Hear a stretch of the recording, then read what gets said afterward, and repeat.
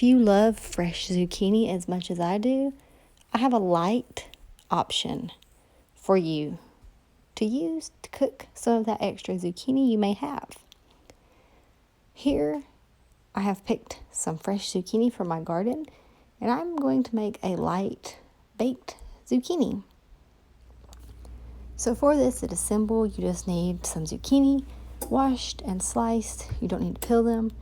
And then I also add in some chopped up onion pieces. Zucchini and onion go wonderful together in my opinion. Place these into a cast iron skillet, which is sprayed with a little bit of nonstick cooking spray and just a little bit of oil.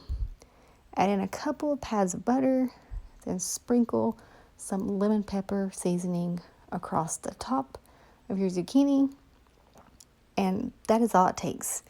You just need to place this into your oven to allow it to cook, checking on it periodically to stir it, rotate everything so that everything gets cooked evenly, and you have a delicious zucchini bake.